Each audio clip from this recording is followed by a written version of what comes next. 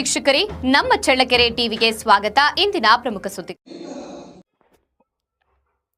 ಬೆಳಗೆರೆ ಗ್ರಾಮದ ಶ್ರೀ ಲಕ್ಷ್ಮೀ ನರಸಿಂಹ ಸ್ವಾಮಿ ದೇವಸ್ಥಾನದ ಕಟ್ಟೆಮನೆ ವಿಚಾರವಾಗಿ ಅಣ್ಣ ತಮ್ಮಂದಿರ ಎರಡು ಬಣಗಳ ನಡುವೆ ಉಂಟಾಗಿದ್ದ ವಿವಾದಕ್ಕೆ ರಾಜಿ ಸಂಧಾನದ ಮೂಲಕ ತೆರೆಬಿದ್ದಿದೆ.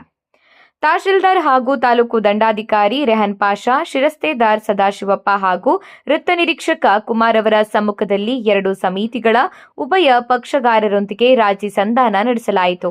ಸಂಧಾನ ಸಭೆಯಲ್ಲಿ ಮಾಜಿ ತಾಲೂಕು ಪಂಚಾಯಿತಿ ಸದಸ್ಯರಾದ ಜಯರಾಮಪ್ಪ ಕೆ, ನಿಜಲಿಂಗಪ್ಪ, ಮಾಜಿ ಗ್ರಾಮ ಪಂಚಾಯಿತಿ ಸದಸ್ಯ ಶಿವಣ್ಣ ಎನ್ಆರ್, ಕೆಪಿಸಿಸಿ ಕಾರ್ಯಕಾರಿ ಸಮಿತಿ ಸದಸ್ಯ ದೇವರಾಜ ಕೆ, ದೇವಸ್ಥಾನದ ಅರ್ಚಕ ಮುತ್ಯಪ್ಪ ಗುಡಿಬಂಡೆ, ನಿವೃತ್ತ ಶಿಕ್ಷಕ ತಿಪ್ಪೇಸ್ವಾಮಿ, ನಿವೃತ್ತ ಇಂಜಿನಿಯರ್ ಪರಮೇಶ್ವರಪ್ಪ, ಛಲವಾದಿ ಮುಖಂಡರಾದ ವಿಶ್ವೇಶ್ವರಯ್ಯ ಹಾಗೂ ಚೊಕ್ಕಣ್ಣ ಸೇರಿದಂತೆ ಪ್ರಮುಖರು ಉಪಸ್ಥಿತರಿದ್ದರು.